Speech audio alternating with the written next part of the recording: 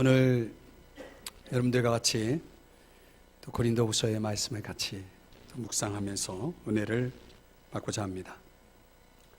이야기 하나를 여러분에게 소개하면서 오늘 말씀을 시작하려고 합니다. 한 제자가 스승을 모시고 여행을 하다가 날이 저물었습니다. 작은 오두막집을 찾아가서 좀 잠자리를 부탁을 했는데요.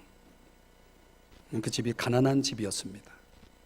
주인이, 그 가난한 집 주인이 정말 정성을 다해서 그 제자 스승을 두 분을 극진히 대접을 했습니다.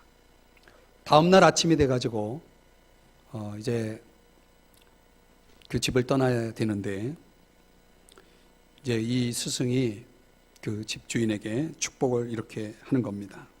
이 집에 하늘의 복이 내려 주시기를 빕니다. 하늘의 복이 내리기를 빕니다. 이렇게 이제 축복을 하니까 옆에서 듣던 제자가, 아니 그렇게 극진한 대접을 받았는데 그렇게 말로 그 정도로 축복하고 끝나면 되냐고, 좀 더 뭐 줄 거 있으면 빨리 주라고 옆에서 제자가 스승에게 재촉을 하는 겁니다. 그 스승은 생각하기를 충분하다고, 그 정도면 충분하다고, 더 있으면 좋지 않다고. 그래도 막무가내로 제자가 스승에게 자꾸 축복을 해주든지 뭘 더 주든지 하라는 겁니다. 그래서 이제 스승이 제자에게 말하기를, 그래 좋다, 그러면 무슨 일이 일어나는지 한번 보자 하면서 집주인에게 가가지고 그 집 앞에 대추나무가 있었나 봐요. 그 대추나무 아래를 파보라고 그렇게 이야기를 하라고 지시를 했습니다. 이제 그러고 나서 이 제자와 스승은 그 집을 떠났습니다. 1년이 지났습니다. 우연히 또 그 오두막집 그 길을, 그 앞을 지나가게 되었는데요. 가보니 그 오두막집 자리에 집은 사라져 있는 것입니다. 그리고 그 자리에 빌딩이 서 있는 것입니다. 도대체 무슨 일이 있었을까? 사연을 들여다보았습니다. 그런데 그 오두막집 주인은 없고 아주 심술궂은 빌딩 주인이 살고 있었습니다. 그리고 그 빌딩 주인은 이웃 사람들에게 많은 고통을 주고 있었다는 것입니다. 스승의 예언이 이루어진 것입니다. 여러분, 사람이 산다는 것이, 사람답게 산다는 것이 무엇일까요? 여러분에게 들려드린 이 이야기 속에서 여러분은 무엇을 느끼시나요?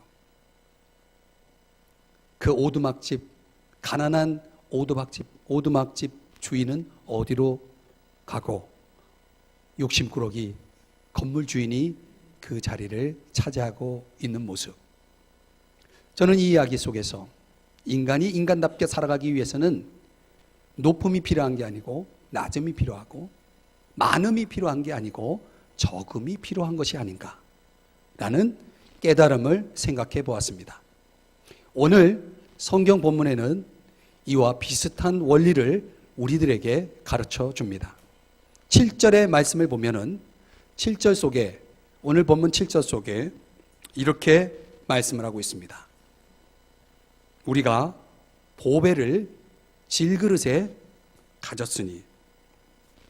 자, 오늘 우리가 함께 생각해 볼 초점이 바로 이 표현입니다. 보배를 질그릇에 가졌으니. 자, 오늘 이 표현을 이해하기 위해서는 질그릇이 무엇인지, 보배가 무엇인지를 생각해 봐야 됩니다. 먼저 질그릇에 대해서 생각해 보겠습니다. 이 질그릇이라고 하는 단어는 헬라어로는 오스트라키노스라고 하는 단어를 쓰는데요. 이 단어는 우리가 굳이 설명하지 않아도 고대 근동 지역에서 아주 흔하게 사용했던 물건, 특별히 토기로 만든 항아리나, 그리고 빛을 내기 위해서 등불을 켜기 위해서 사용하는 등잔대, 이런 기구들로 다양하게 만들어질 때 사용한 그런 도구입니다. 그런데 이 질그릇 그 자체 이름이 가지고 있듯이 그 그릇이 흙을 소재로 했기 때문에 값이 그렇게 나가지 않는다는 거죠. 오늘날로 얘기하면 싸구려입니다. 여러분, 싸구려는 가치가 없다라고 하는 것은 여러분 잘 아시죠? 또 하나, 진흙이라는 특성 때문에 이 그릇은 깨지기 쉽죠. 부주의하여 깨진다면 그 질그릇을 어떻게 하시겠습니까? 본드로 붙여서 다시 재사용할까요? 질그릇 정도면 그냥 쓰레기로 가게 돼 있죠. 재사용이 불가능하다.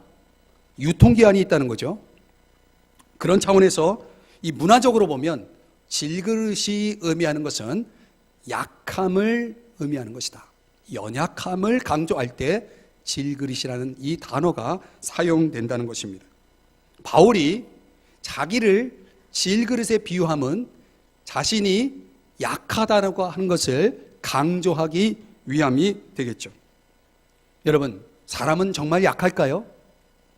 여러분은 약하십니까? 강하십니까? 저는 요즘 같으면 정말 약하다라고 절로 인정이 돼요. 왜요? 몸이 약해졌어요. 몸이 약하다라고 하는 것은 저만 느끼는 것이 아니고 어느 정도 인생을 살아보신 분들은 그 과정을 거쳤고 또 지나고 있고 그렇죠. 몸이 약하죠. 몸만 약한가요? 마음도 약하지 않나요? 사람이 자신이 마음 먹은 것을 끝까지 밀고 나가기가 그리 쉽지 않죠. 많은 사람들이 들쑥날쑥해요. 어제 결심이 오늘 사라져 있어요. 아침에 마음 먹고 그리고 저녁 때는 그 마음 먹은 것이 어디로 사라져 버렸어요. 사람이요, 일관되게 자신의 뜻, 마음을 계속해서 유지해 나간다라고 하는 것이 그렇게 쉽지 않다. 이것은 뭘 얘기하냐면 왜 저 사람 저래? 라고 생각할 거 없어요. 그것은 뭐예요? 약하다는 증거예요. 우리 인간이 별거 아니라는 거죠. 그런데 그 별거 아님을 보여주는 성경 구절이 하나 있습니다. 바로 창세기 3장 19절이에요. 거기에 보면 너는 흙이다 라고 말하고 있습니다. 너는 뭐라고요? 흙이다. 흙이 뭡니까? 아무것도 아니죠. 그 소재 자체가 뭐 금도 아니고 은도 아니고 동도 아니고 흙이다. 그 흙을 가지고 가치를 따진다는 것은 우스운 거죠. 흙이라는 게 도대체 뭡니까? 하나님이 그 아무것도 아닌 것을 가지고 작품을 만들었다는 거죠. 그릇을 만들었다는 거죠. 그런데 잘못 구워져서 그릇이 하얗게 나왔어요. 그래서 다시 집어넣어가지고 했더니 너무 또 구워가지고 새카맣게 나왔어요. 그래서 새롭게 다시 이제 잘 구웠더니 노르스름하게 나왔어요. 그래서 어떤 분은 그 하얀 게 백인이고 새카만 게 흑인이고 노르스름한 게 황인이다 이렇게 얘기를 해요. 믿거나 말거나 어떻든 간에 이 황인종 누굽니까? 저와 여러분 아니겠습니까? 하나님이 백인보다 흑인보다 조금 더 신경 써서 나온 작품들, 조금 신경 쓴 작품 정도가 아니고 이스라엘 백성들 또한 황인종이에요. 그들은요 얼마나 프라이드가 있는지 몰라요. 하나님이 우리를 특별한 작품으로 만들었다 해서 그들은 선민사상이라는 걸 갖고 있습니다. 그 선민사상을 가지고 그들은 세계 모든 민족 가운데 가장 뛰어난 민족이라는 프라이드를 가지고 살고 있죠. 실제로 이 지구상에 이 세계를 지배하는 민족이 누굽니까? 이스라엘 민족, 유대인들이죠. 유대인들이 이 세계를 지배하고 있어요. 그것은 다름 아닌 하나님의 걸작 중에 걸작이라는 프라이드를 가지고 살아가는 사람들의 삶의 결과이죠. 그런데요, 거기서 거기라는 거죠. 한번 따라 하십시다. 거기서 거기다. 조금 잘났으면 얼마나 잘났을까요? 하나님께서 어느 날 흙을 향해서 이렇게 말했습니다. 너는 흙으로 돌아가라. 너는 흙이니 너는 흙으로 돌아가라. 흙으로 돌아가라는 게 무슨 말입니까? 이제 원래 있던 대로 오라는 겁니다. 하나님이 부르신 겁니다. 그런데 그 명령을 거부할 수 있습니까? 돌아가라 라고 명령한 그 명령 앞에 아무리 큰 소리 떵떵 쳐도 그 명령 앞에서는 입 다물어야죠. 인간이 그런 존재라는 거예요. 너는 흙이니 흙으로 돌아가라는 그 명령을 가지고 우리 자신의 실존적인 우리의 정체성을 이해하고 살아간다는 것이 중요하다는 거죠. 하나님이 최초의 인간을 만드시고 이름을 아담이라고 불렀어요. 아담이 뭡니까? 흙이라는 뜻이에요. 인간은 흙인 거예요. 아무것도 아닌 거죠. 그래서 그 아무것도 아닌 것에 뭐가? 보배가 들어왔다는 것입니다. 그런데요, 흙이 보배를 취한 게 아니고 보배가 흙으로 들어간 겁니다. 그러니까 보배는 뭡니까? 말 그대로 해석이 필요 없죠. 귀한 거죠. 보화죠. 이 보화, 보배, 도대체 이 보배를 뭘 의미하는 걸까? 학자들은 세 가지로 해석을 합니다. 세 가지 차원에서 하나이겠죠. 예수님이 보배다. 아니, 예수님이 주신 그 뉴스, 복음이 보배다. 아니, 하나님을 아는 빛이, 이 지난주에 우리가 살펴봤던 4장 6절에 하나님을 아는 빛이다. 이 세 개 중에 하나죠. 중요한 거는요, 보배가 무엇이냐라고 하는 그 개념을, 그 답을 찾기 이전에 우리가 오늘 본문 속에서 찾아야 될 것은 보배와 그리고 질그릇이 만났다는 거예요. 여러분, 어울립니까? 어울릴 수 없어요. 어떻게 보배 입장에서 보면 어떻게 질그릇을 선택해요? 금그릇을 선택해야지. 그래야 어울릴 거 아니에요. 전혀 어울릴 수 없는 두 개가 만났다는 거죠. 그 선택은 누구에게 있냐면 보배에게 있다는 것입니다. 그래서 렌스키라고 하는 학자는 정말 놀라운 사실이다. 어떻게 루비보다 다이아몬드보다 더 보배로우신 그 하나님의 임재가 그 초라한 아무것도 아닌 질그릇 속에 들어올 수 있는가? 이거야말로 놀라운 사실이 아닌가라고 렌스키라고 하는 학자는 그렇게 이야기를 합니다. 자, 궁금해지는 건요, 바로 이 보배를 가진 질그릇을 바울은 자기 자신에게 비유하고 있고 또 예수를 믿는 모든 그리스도인들을 보배를 가진 질그릇이라고 설명하고 있다는 거예요. 그러니까 보배를 가진 질그릇이 누구예요? 우리예요, 우리. 자, 이제 서론을 이 정도로 하고, 그런 보배를 가진 질그릇들은 도대체 어떤 특징을 가지고 있을까? 도대체 이들은 어떤 삶을 보여주며 살아갈까? 오늘 본문에서는 세 가지를 이야기해 주고 있습니다. 오늘 보배를 가진 질그릇이 보여주는 삶의 내용을 들여다보겠습니다. 첫 번째는 하나님의 능력을 가지고 산다는 것입니다. 한번 따라 하십시다. 하나님의 능력. 여러분들은 여러분의 능력을 가지고 사십니까? 하나님의 능력을 가지고 사십니까? 오늘 본문에 보면요, 7절을 다시 보시면은 우리가 이 보배를 질그릇에 가졌으니, 그 다음에요, 이는 심히 큰 능력은 하나님께 있고, 누구에게 있고? 하나님에게 있고 우리에게 있지 아니함을 알게 하려 함이라. 아, 하나님이 왜 인간을 질그릇과 같은 성격으로, 특성으로 만들었을까? 그 이유에 대한 답을 제시하는 것 같아요.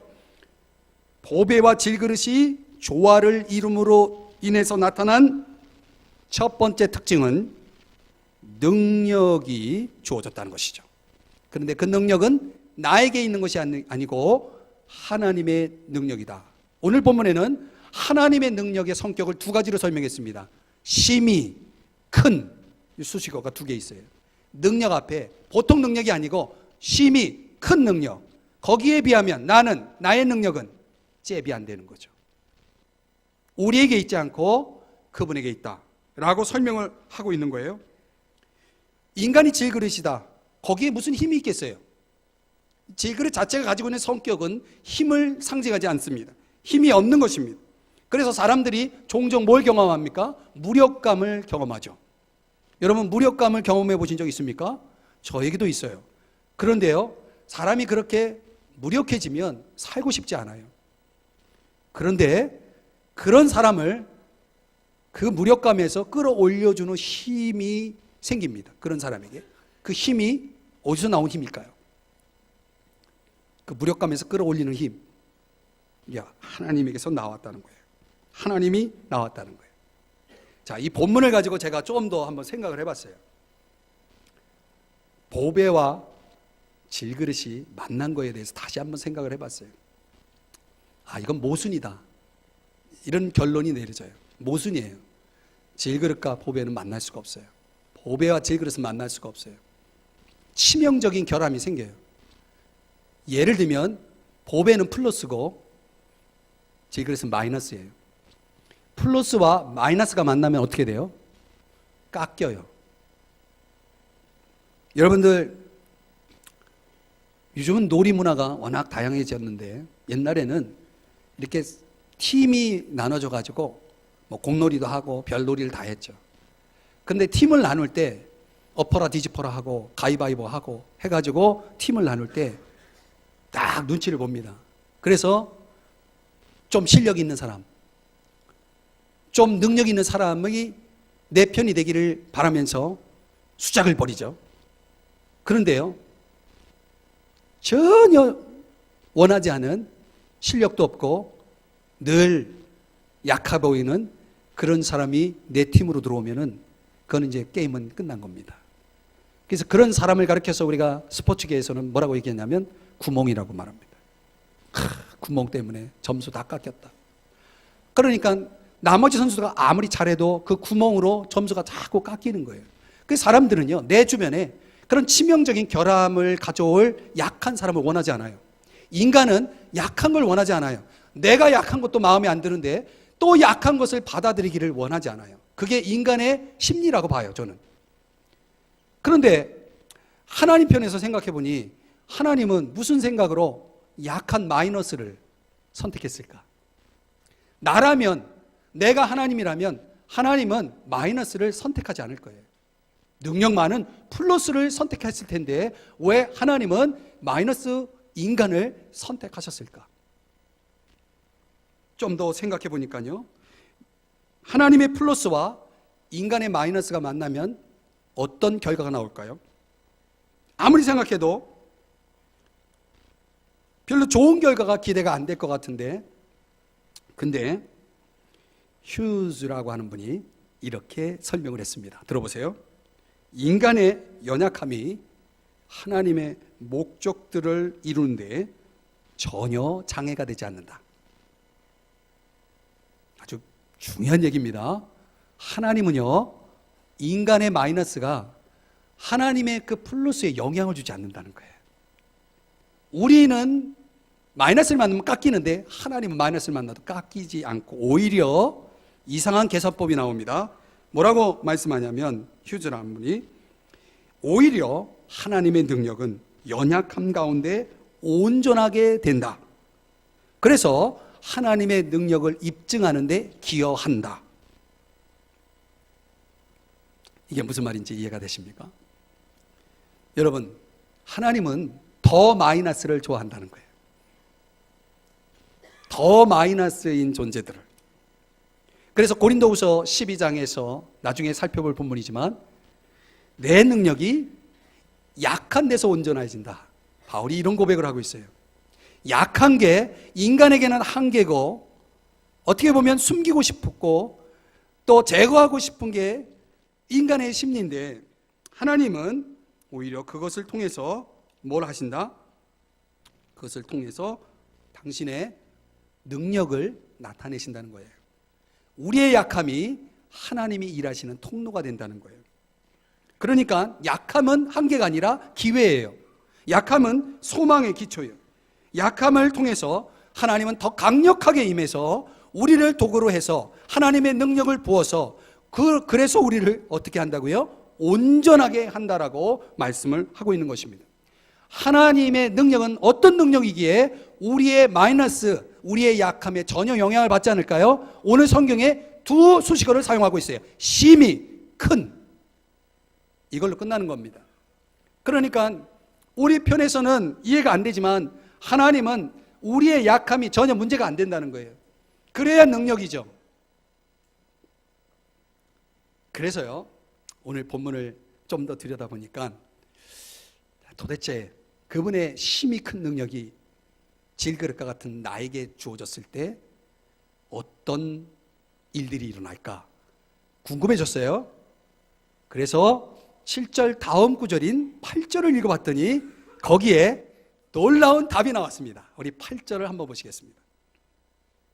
우리가 사방으로 우겨쌈을 당하여도 쌓이지 아니하며 답답한 일을 당하여도 낙심하지 않는데요. 자, 한번 저를 보세요. 우겨쌈이라고 하는 것은 포위를 당했다는 얘기입니다. 사람이요, 어떤 상황에서 포위를 당하면 갈 데가 없죠.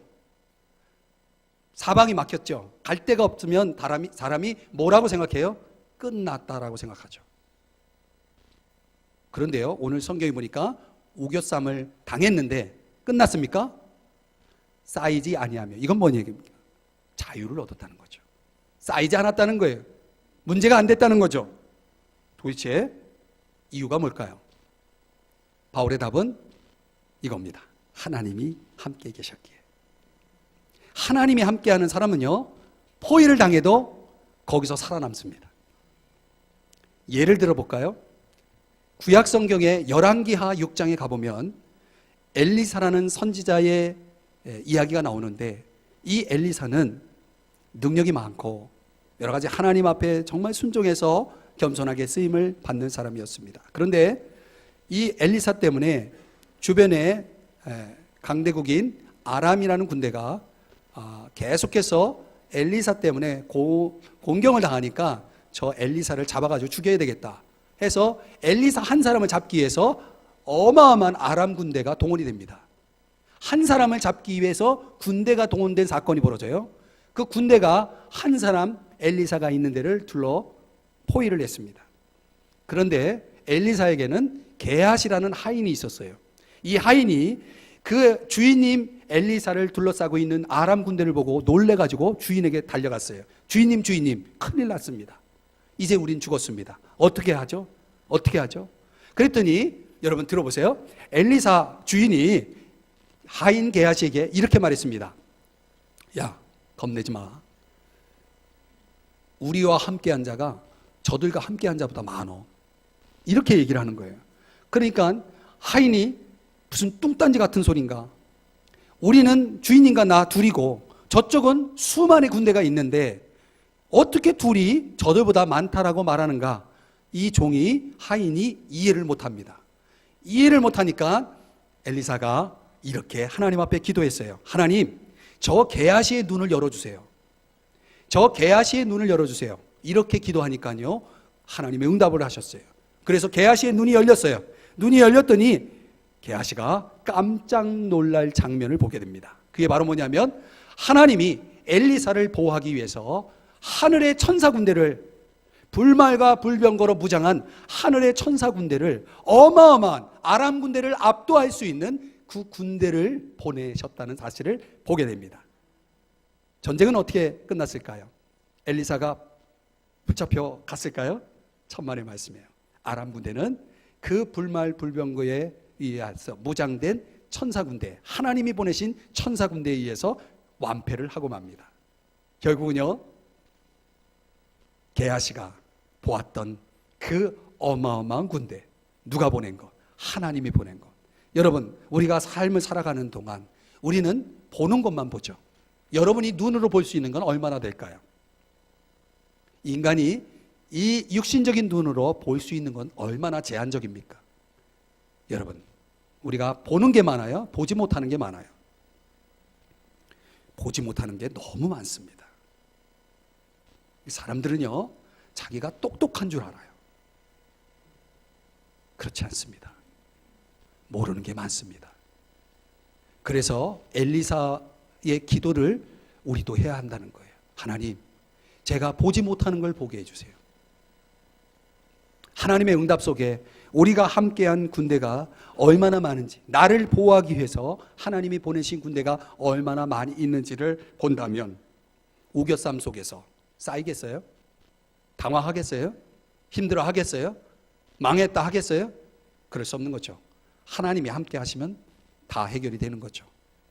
여러분, 사람이 살면서 나를 둘러싸고 있는 것 때문에 힘들어하는 사람 많습니다. 왜 그것만 봐요? 왜 하나님을 보지 못할까요? 영적인 눈이 없어서 그래요. 영적인 눈이 있는 사람은 거기서 흔들리지 않는 거죠. 답답함을 당했는데 오늘 본문에 뭐라고 얘기해요? 낙심하지 않는데요. 답답하다는 것은 난감한 일을 당했다는 거예요. 구석에 몰렸다는 거죠. 이 역시 앞이 보이지 않으면 사람은요 견디지 못해요. 앞이 보이지 않는다. 이게 얼마나 큰 문제인지 여러분 아시죠?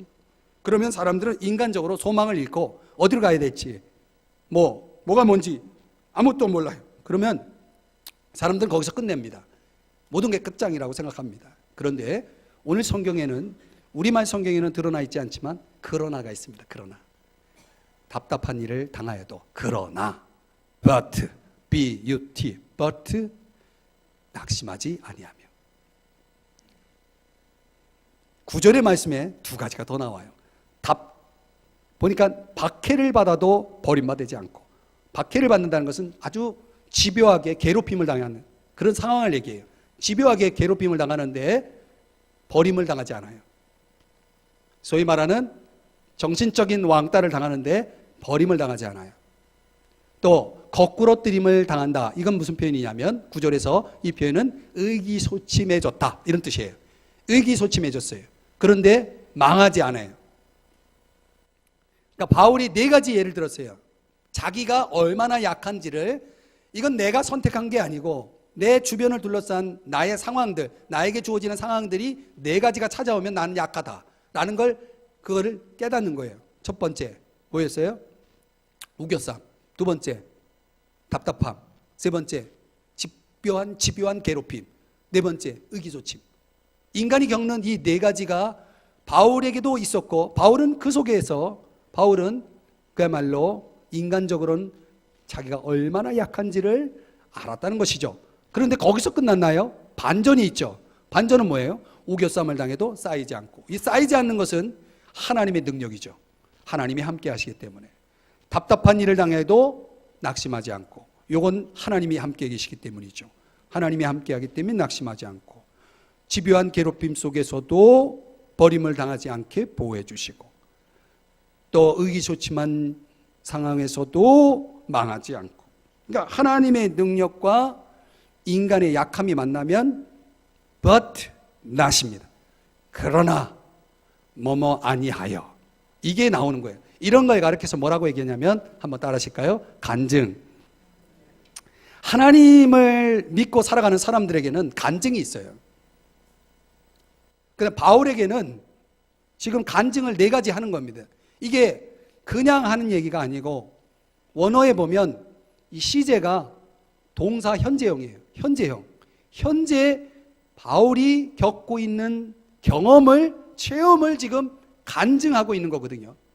그러니까 이런 상황에서 but not, 그러나, 이 그러나를 이야기할 수 있는 사람은 어떤 사람이냐면, 바울이 고린도후서를 시작하는 이 1장에서 뭐라고 얘기했냐면, 나는 사형 선고를 당할 만큼의 그런 죽음의 위협 속에서 한 가지 깨달은 게 있다. 그것은 나를 의지하지 않고 하나님만 의지하며 사는 법을 배웠다.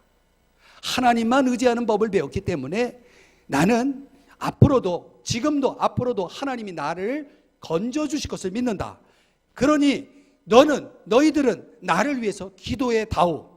이게 바울이 살아남은 비법이에요. 바울은 나를 둘러싸고 있는 상황이 어떠한가라고 하는 것을 문제시하지 않았어요. 바울에게 중요한 것은 문제가 아니라 내가 하나님을 의지하고 있느냐가 중요한 거예요. 그래서 하나님을 찾고 하나님 앞에 기도했더니 하나님이 응답을 해주셔서 쌓이지 않았고, 낙심하지 않았고, 망하지 않았고, 버림받지 않았다라고 하는 것을 간증을 하고 있는 거예요. 이게 기도를 통해서 얻은 바울의 간증이라는 사실입니다. 여러분, 우리에게도 but not이 있나요? 그런 게 없는 사람은 죄송하지만 아직까지 하나님 앞에 그렇게 간절하게 설 그런 마음이 준비되어있지 않는 분들이죠. 저는 여러분이 겪는 문제를 다 알 수는 없지만요, 확실한 거는 보배를 가진 질그릇은 반전이 있다는 거죠. but 낫이 있다는 거죠. 그게 있기 때문에 우리가 살아가고 있는 것, 그게 있기 때문에 우리에게 간증이 있다는 것. 그래서 우리의 삶의 모든 문제는 두 가지의 정의를 가지고 있다고 저는 생각했습니다. 첫째는 무능력의 체험이다. 문제는 내가 무능력하다는 것을 체험하는 순간이다. 또한 문제는 그 무능력한 나임에도 불구하고 하나님은 그것을 해결하시는 초월적인 능력의 하나님이다 라는 것을 체험하는 것이다. 그래서 하나님의 능력의 체험이고 무능력의 체험이 우리의 일상 속에서 겪는 우리들의 문제라는 것이죠. 그 문제를 문제라 생각하지 말고 기회라 생각한다면 어떨까요? 보배를 가진 질그릇에게 주어지는 첫 번째 삶의 비밀입니다. 두 번째, 오늘 본문 속에서 바울은 질그릇에 보배를 가졌으므로 나는 이렇게 산다라고 얘기합니다. 뭐냐면 10절입니다. 10절에 예수의 죽음을 몸에 짊어진다. 여러분이 지금까지 성경을 읽어보시면서 이 부분을 읽을 때 이게 뭔 소린가 하고 지나쳤던 본문이었을 겁니다. 이 본문은 좀 해석이 필요하기 때문에 여러분들에게 이해하기 쉽게 제가 설명을 드릴게요. 한마디로 말하면 이름의 삶이라는 거예요. 이름, 영어로는 로스, 이름의 삶이다. 오늘 10절에서 항상 예수의 죽음을 몸에 짊어졌다는 이 표현은 이름을 강조하는 건데요. 좀 더 설명하면 바울은 자신의 몸에 고통의 흔적을 가지고 있다라는 이야기입니다.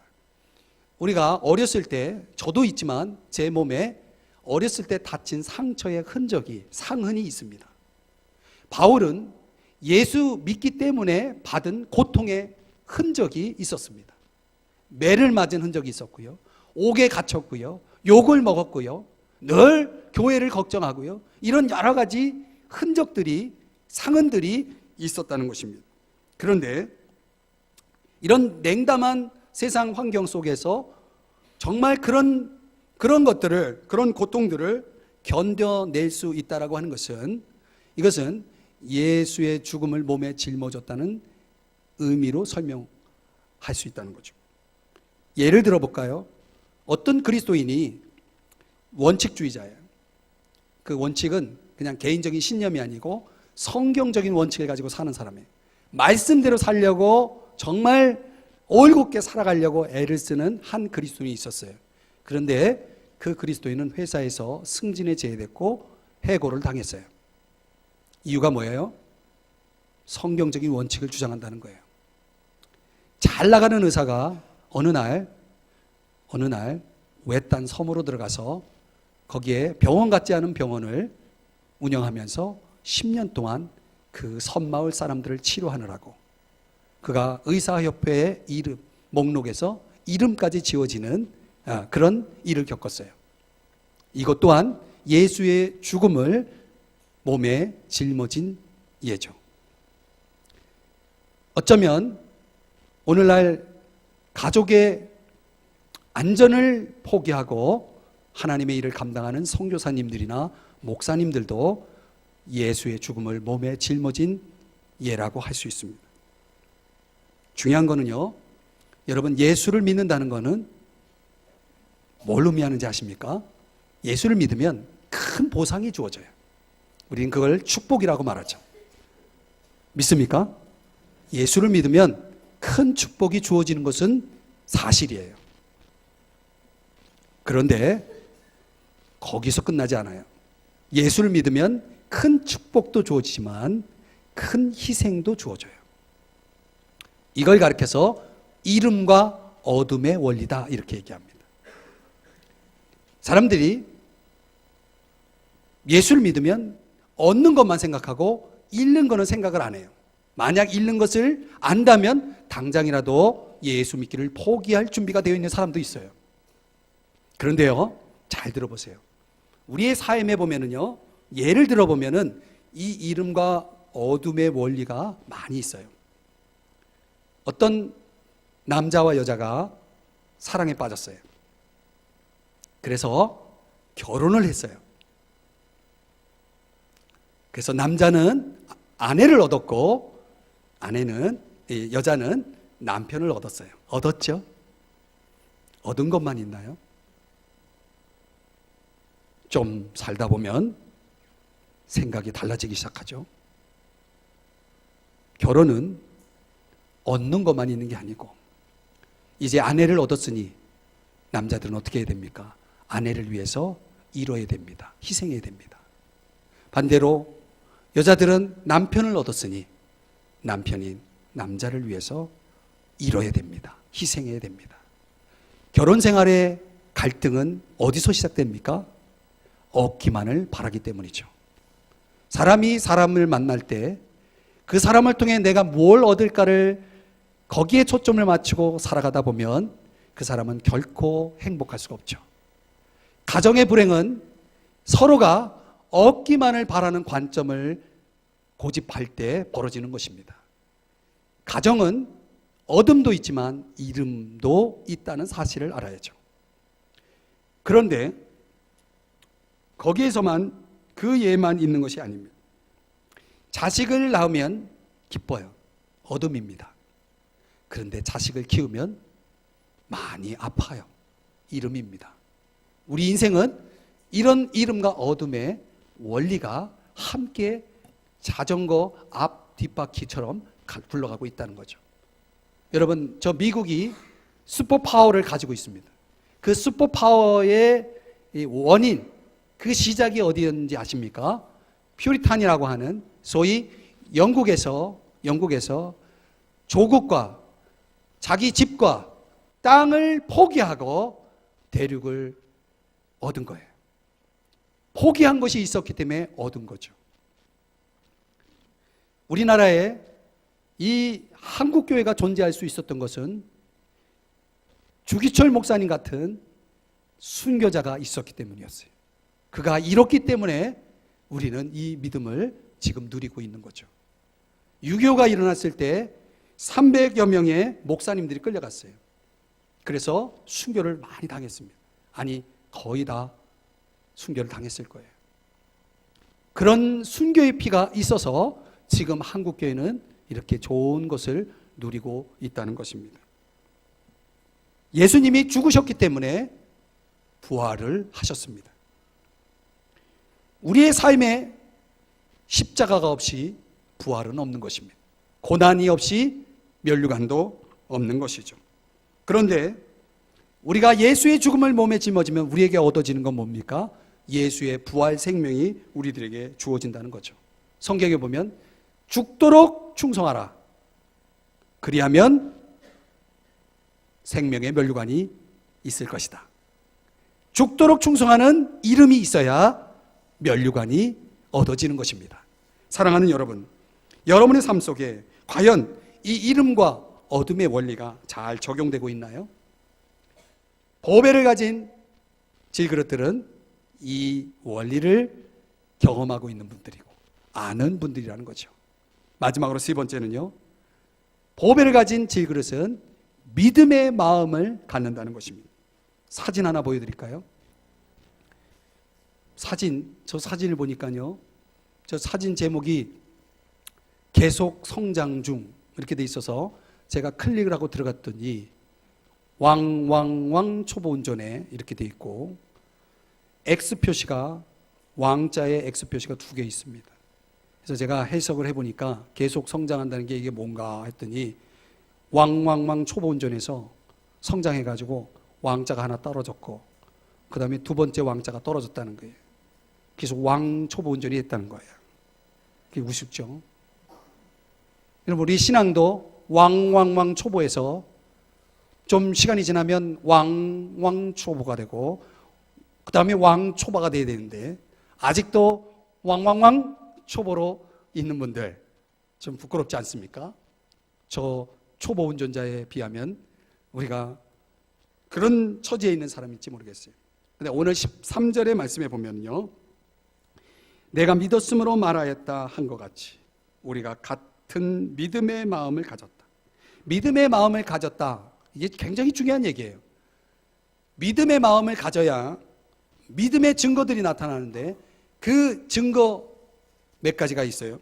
첫 번째는 시편 116편 말씀을 인용하면서 바울이 그 시편은 시편 기자가 3절의 말씀에 보면은 시편 116편 3절에 보면은 사망의 줄이 나를 두르고 라는 그런 표현이 나와요. 이게 무슨 얘기냐면 시편 기자가 목숨이 간당간당하는 정도로 이 목숨줄이 끊어질 정도의 위기 속에서 이 시편을 썼다는 거예요. 그리고 이 시편을 쓰면서 이 목숨이 끊어질 정도의 이 상황에서 1절 2절 116편 1절 2절에서 뭐라고 얘기냐면 내가 내 간구를 하나님이 들으셨으므로 평생 기도하며 살겠습니다. 평생 뭐 하며 살아요? 기도하면서 살겠다는 거예요. 여러분, 사람이 언제 기도해요? 사람이 언제 기도를 배워요? 위기를 만날 때입니다. 사람이 기도할 때, 위기를 만나서 기도할 때 그때 믿음이 생기는 겁니다. 그때 믿음이 생기는 거예요. 여러분, 캘리포니아에 아주 심각한 가뭄이 있었는데 그 가뭄 뒤에 닥친 강력한 폭풍이요, 그 오르빌 댐 부근 언덕을 완전히 휩쓸었다고 합니다. 물이 내리고 떨어지고 밀려나가면서 언덕이 완전히 쓸려나갔다는 거예요. 잃었죠. 그런데요, 그 폭풍이 휩쓸고 간 그 자리에 지난 20년 동안 비교했을 때 어느 것과도 비교할 수 없을 만큼의 거대한 금맥이 발견됐다고 합니다. 이게 뉴스에 나온 거예요.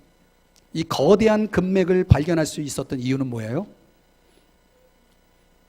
강력한 폭풍이 있었기 때문이라는 거죠. 저는 이게 신앙의 원리 속에 매우 중요한 메시지를 갖고 있다고 생각합니다. 사람이 언제 금 같은 믿음을 얻어요?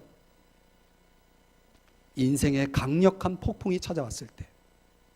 저는 목회하면서 제가 확인한 바더라면 평안한 사람이 믿음이 자라는 걸 보지 못했습니다. 인생에 아무 문제 없이 만사형통하면서 믿음이 자라는 사람을 본 적이 없습니다. 믿음이 누가 자라는가 봤더니 삶의 위기를 만난 사람들. 주 없이는 살 수 없네. 주님 도와주세요. 주님 앞에 달려나와 기도하면서 자기도 모르게 믿음이 자라서 그래서 정금 같은 믿음을 얻는 사람들을 무수하게 봤습니다. 그래서 고난은 유익한 것입니다. 시편 119편에 보면 고난 당하기 전에는 내가 그릇 행하였더니 이제는 내가 주의 말씀을 지킨다. 주의 말씀을 행한다. 이렇게 말씀을 하고 있습니다. 사랑하는 여러분, 저는 오늘 여러분들에게 이 말씀을 드리면서 우리의 인생 속에 내가 정말 하나님을 간절히 찾을 만한 믿음이 있는가? 없다면 왜 없는가? 하나님을 찾을 만한 이유가 있다면 그것은 천만다행이라는 거죠. 믿음을 가져야 14절에서 얘기하는 것처럼 천국에 설 확신이 섭니다. 믿음이 있어야 천국에서 눈을 뜰 확신을 갖게 되죠. 15절에서는 믿음을 가진 사람들에게 나타난 세 번째 특징은 뭐냐면 그 사람들에게는 이타적인 삶이 나온다는 거죠. 믿음을 가져야 이타적인 삶을 사느냐? 물론 그렇지 않은 사람도 이타적인 삶을 살지만 진짜 믿음을 가진 사람들이라면 이타적인 삶을 살 수밖에 없다는 것입니다. 어떤 집에 아이가 혼자 초콜릿 상자를 열어가지고 다 먹어버렸어요, 동생이. 그래서 엄마가 그 동생을 혼내면서 너 어떻게 형 생각도 안 하고 혼자 초콜릿 상자 안에 있는 초콜릿 다 먹었냐? 그랬더니 동생이 울면서 엄마에게 이렇게 얘기했대요. 계속 형 생각했어요. 그러더니 이어서 하는 말이 형이 오면 안 되는데 형이 오면 안 되는데 하면서 계속 형을 생각하면서 초콜릿 혼자 다 먹었다는 거예요. 이 얼마나 이기적인 동생입니까? 여러분, 사람들이요 생각은 해요. 그런데 다 자기중심적으로 생각해요. 자기만 좋으면 된다는 생각 속에서 모든 사고가 돌아간다는 거죠. 이게 믿음입니까? 믿음을 가지면, 진짜 믿음을 가지면 사람은 다른 사람을 먼저 생각하는 사람이 된다는 거예요. 그래서 오늘 15절에서 바울이 뭐라고 얘기하냐면, 이는 모든 것이 너희를 위한 것이다. 너희를 위한 것이다. 너희를 위해서 내가 한 것이다. 이 말은 뭐예요? 이타적으로 당신들을 위해서 내가 희생한 것이다. 이런 얘기죠. 그랬더니 여러분, 우리가 그렇게 믿음을 가지고 다른 사람을 위해 살면은 다른 사람이 고마워해요. 감사를 많이 해요. 그런데 우리에게 감사하는 게 아니고, 당신이 믿는 하나님이 참 좋은 분이군요 하면서 하나님께 영광을 돌려드려요. 이게 15절의 말씀이에요. 믿음의 마음을 가지면 우리들은 우리의 현실 속에 부딪히는 모든 수많은 문제들을 극복해낼 수 있는 힘이 생겨요. 천국의 확신을 가져요. 다른 사람들을 먼저 생각할 줄 아는 이타적인 그런 사랑을 보이는 사람이 될 수 있다는 거죠. 사랑하는 여러분, 우리들의 삶에 믿음이 있나요? 말씀을 정리하겠습니다. 보배를 가진 질그릇 3가지가 그 속에 비밀로 담겨 있더라고요. 그 비밀 상자를 열어보니까 거기에 하나님의 능력이 있고, 그 비밀 상자를 열어보니까 거기에 이름, 예수의 죽음, 이름이 있고, 그 비밀 상자를 열어보니 믿음이 있더라는 것입니다. 그것이 있기 때문에 여러분, 우리가 세상에서 만나는 그 어떤 것도 우리들에겐 문제가 아니요 기회라는 사실이죠. 여러분, 이것은 바울의 이야기가 아니라 오늘 저와 여러분, 예수를 믿는 저와 여러분의 간증이어야 될 줄 믿습니다. But not, 그러나 라는 간증이, 그런 반전의 간증이 여러분의 인생 속에 충만하기를 주의 이름으로 축복합니다. 우리 다 같이 자리에서 일어나셔서 찬송을 부르십니다. 기도하는 마음으로 결단의 찬송입니다. 하나님을 여러분의 마음속에 간절히 구하시면서 은혜를 구합시다. 보혈을 지나